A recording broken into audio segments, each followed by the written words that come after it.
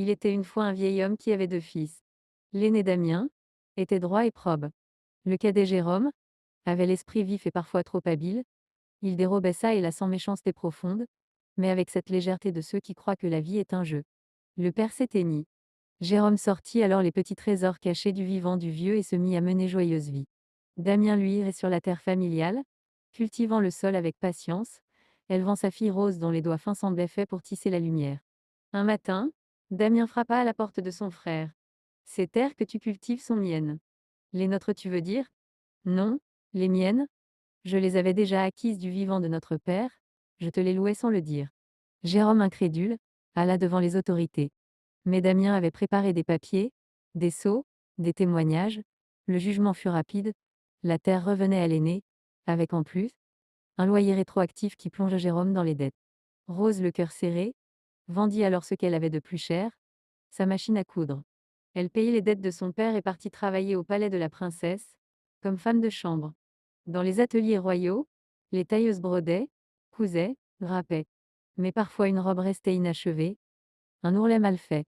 Rose entendait les murmures de mécontentement. Un jour, elle demandait à voir l'ouvrage défectueux. Sans machine, avec seulement une aiguille et du fil, elle reprit point par point, transforma l'échec en élégance. La princesse la prit et la fit venir. Émue par son histoire, elle offrit à Rose une machine merveilleuse, presque magique et un petit atelier en ville. Bientôt, toutes les femmes vinrent chez Rose pour se vêtir de beauté. Damien, lui, voyait d'un mauvais œil la réussite de sa nièce. Il tenta de nuire, mais chaque obstacle se changea en chance pour elle. Une nuit, une voix douce murmura à Rose. Continue, ma fille. Ton oncle viendra un jour demander pardon. Les malheurs s'abattirent alors sur Damien. Ses enfants tombèrent malades, ses récoltes séchèrent, sa maison sembla se vider de chaleur. Vaincu, il vint frapper à la porte de l'atelier. Rose, aidez-moi, prie ton père de me pardonner.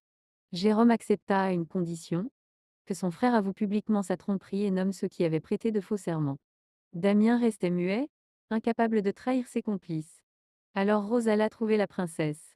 La justice royale intervint, les faux témoins furent démasqués et punis.